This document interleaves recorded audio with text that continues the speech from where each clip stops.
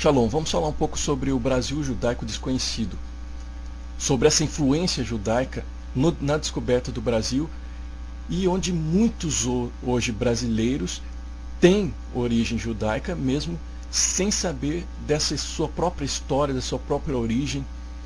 Isso porque crescemos aprendendo nas nossas escolas sobre um Brasil indígena e negro. Muito se fala sobre a escravidão, sobre os índios, mas pouco se fala sobre os judeus no Brasil. E essa história nos foi ocultada. Nos foi ocultada desde o início da descoberta da terra do pau-brasil. E ainda, para nós termos uma ideia, essa madeira do pau-brasil foi conhecida na Europa como madeira judaica, devido aos judeus que desempenharam um papel fundamental na exploração dessa madeira. Mas pouco ouvimos falar sobre isso, para dizer quase nada. E muitos brasileiros hoje não sabem da sua própria história judaica, pois não lhes foi permitido pelos homens ter este conhecimento. Mas o Eterno, nesses dias, nos permite saber pelo seu poder o que estava escondido nas trevas. Porque o seu propósito, o seu plano não podem ser frustrados por homem algum ou pelo adversário. E o seu propósito vai se cumprir e está se cumprindo. A terra, então, dos indígenas foi encontrada por Cabral na época em que se vivia a Inquisição, encabeçada pelo cristianismo católico, iniciada em 1231 a.C., quando o Papa Gregório IX dá início ao Santo Ofício. Essa Inquisição chega na Península Ibérica no século XV, mais especificamente em 1478, surgindo a Inquisição Espanhola e perdurando até o século XIX, até 1834. E nesta época, de uma forma mais explícita e declarada, tudo que se opunha ao cristianismo, nascido em Roma, era considerado herege e condenado a várias punições nos chamados autos de fé. E essas punições variavam da exposição pública até a pena de morte em fogueiras e outros meios de torturas. E segundo estudiosos, a Inquisição foi considerada um importante instrumento na política chamada limpeza de sangue contra os descendentes de judeus e de muçulmanos convertidos, e difundia uma ideologia antissemita. E sabe-se que os candidatos à ocupação de um cargo no tribunal do Santo Ofício deveria comprovar a pureza de sangue, ou seja, não deveria ter descendência judaica. Houve muita perseguição para com os judeus por parte da igreja cristã daquela época. E isso percorre até hoje, só que de uma forma menos explícita. E os judeus que têm origem na Península Ibérica, Espanha e Portugal, são chamados sefaraditas. E dentro deste grupo surge com a Inquisição os chamados maranos, que vem da junção de duas palavras em hebraico, mar mais anus, que significa conversos à força. São judeus convertidos à força, mas que não converteram seu coração. Estes são os anusim. O termo maranos também tinha um termo pejorativo entre os perseguidores, porque poderia significar em espanhol porco. E esses judeus convertidos à força, juntamente com os muçulmanos, eram e são denominados de cristãos novos. Esses são os cristãos novos. Em 1481, os reis espanhóis Fernando e Isabel mandaram chamar Tomás de Torquemada, um inquisidor espanhol, para investigar denúncias sobre a presença de judaizantes. Ou seja, cristãos novos, judeus convertidos e batizados pela Igreja Cristã Católica, mas que continuavam a praticar sua fé judaica de forma escondida.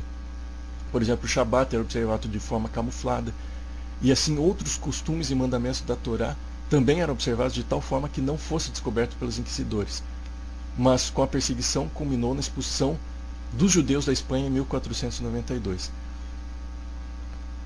E no alvará de expulsão dos judeus da Espanha diz assim: e ordenamos previamente neste édito que todos os judeus e judias de qualquer idade que residem em nossos domínios e territórios, que saiam com os seus filhos e filhas, seus servos e parentes, grandes ou pequenos, de qualquer idade até o fim de julho deste ano, e que não ousem retornar às nossas terras, nem mesmo dar um passo nelas ou cruzá-las de qualquer outra maneira.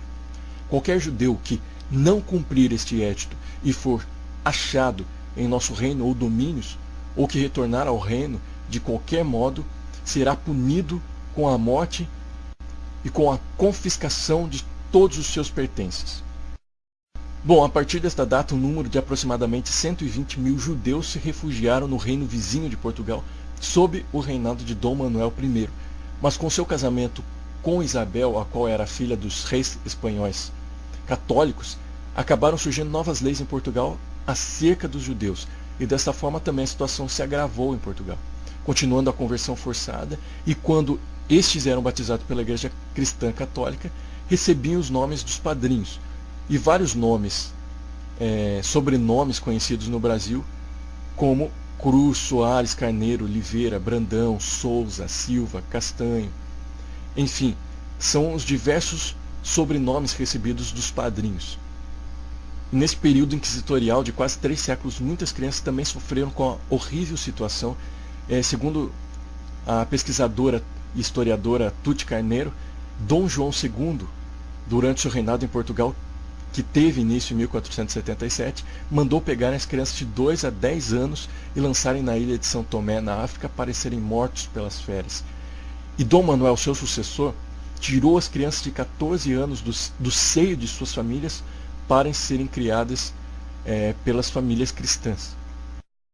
E em meio a este agravamento das relações em Portugal, as terras do pau-brasil foram descobertas por Pedro Álvares Cabral, trazendo consigo na embarcação alguns judeus de prestígio na corte, tais como Gaspar Lemos, o qual viu o Novo Mundo como sendo uma terra prometida para o seu sofrido povo judeu.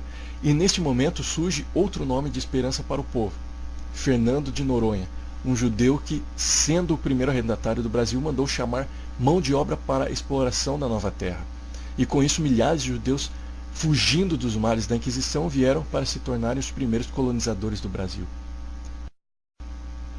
Em um artigo do Marcelo Guimarães, do Ministério Ensinando Sião, ele diz assim: o descobrimento do Brasil em 1500 veio a ensejar uma nova oportunidade para esse povo sofrido. Já em 1503, milhares de cristãos novos vieram para o Brasil auxiliar na colonização. Em 1531, Portugal obteve de Roma a indicação de um inquisidor oficial para o reino. E em 1540, Lisboa promulgou seu primeiro auto de fé. Daí em diante, o Brasil passou a ser terra de exílio, para onde eram transportados todos os réus de crimes comuns, bem como os judaizantes, ou seja, aqueles que se diziam aparentemente cristãos novos, porém continuavam em secreto a professar a fé judaica. De uma simples terra de exílio, a situação evoluiu e o Brasil passou a ser visto como colônia. Em 1591, um oficial da Inquisição era designado para a Bahia, então capital do Brasil. E não demorou muito, já em 1624, a Santa Inquisição de Lisboa processava pela primeira vez contra 25 judaizantes brasileiros. Bom, como temos relatos e fatos confirmados pela história, a Inquisição continuou em terras brasileiras e assim a identidade continuou a se perder em muitas famílias. Muitos hoje no Brasil têm ascendência judaica, porém não sabem disto, por causa das perseguições e conversões ao cristianismo católico. Tudo que se referia a algo judeu, como os costumes, a tradição, palavras hebraicas, a Torá, tudo isto foi removido do contexto de muitas famílias, fazendo com que os netos, bisnetos e tataranetos de cristãos novos não tenham conhecimento dessa identidade judaica, pois nasceram em um ambiente católico e antissemita. Logo surge outro pensamento. Se eu nasci nesse ambiente nada judaico e com um pensamento antissemita, logo nada tenho de judeu em meu sangue. E compreendo que hoje é muito difícil saber dessa ascendência judaica somente pelo sobrenome adotado no batismo do cristão novo, mas por observâncias de alguns costumes familiares, facilmente se perceberá costumes judaicos ainda preservados nas famílias, ainda que sem conhecimento do porquê de tais costumes. E quanto a isto, creio que cabe um outro estudo mais aprofundado sobre estes costumes. E além de todo esse período inquisitorial, outros eventos migratórios também trouxeram muitos judeus ao Brasil, e um desses foi a Segunda Guerra Mundial, com a perseguição pelos nazistas. E com base em todo esse histórico da permanência de judeus no Brasil, vemos que vários âmbitos da sociedade brasileira foram influenciados por esta cultura, inclusive o campo das artes. A formação da música popular brasileira recebeu grande influência da música judaica. E isto em algumas canções, como o choro, Lamento de Yiddish, o frevo klezmer e a ciranda brasileira roira, são evidenciados nessas canções essa cultura judaica.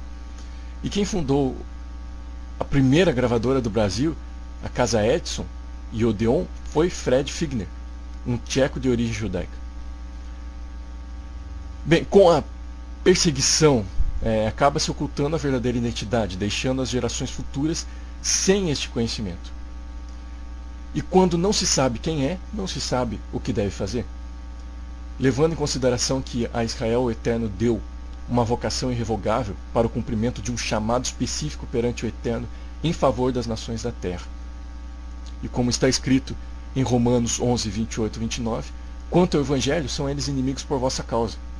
Quanto, porém, à eleição, amados por causa dos patriarcas, porque os dons e a vocação do Eterno são irrevogáveis. E por isso não é à toa que sempre houve a investida para se anular a identidade dos filhos de Israel, e um dos propósitos da vinda do Messias, Yeshua, é resgatar o que se havia perdido. E isso inclui resgatar a identidade perdida do povo judeu, ao qual foi confiada a palavra do Eterno, como está escrito em Romanos 3, 1, 2. Qual é, pois, a vantagem do judeu? Ou qual a utilidade da circuncisão? Muito sob todos os aspectos, principalmente porque aos judeus foram confiados os oráculos do Eterno, ou a palavra do Eterno. E assim o Eterno tem proporcionado essa techuvá, o que significa esse retorno, essa volta à origem. E muitos no Brasil têm sido despertados mesmo sem saberem ao certo o que tudo isso significa. Mas algo no interior se move para uma volta à identidade judaica, e esta volta não é necessariamente aos costumes e cultura, mas sim um retorno à vocação e chamado que procede desde os tempos antigos, desde Abraão, Isaque e Jacó, assim estabelecido irrevogavelmente pelo Eterno. Mas, como eu costumo dizer, o despertar pertence ao Eterno. Porém, o levantar da cama cabe à nossa ação, à nossa posição, ao nosso posicionamento. De nada vale o despertar, se não levantarmos da cama. Se você tem sido despertado pelo Eterno, levante-se da cama. Shalom.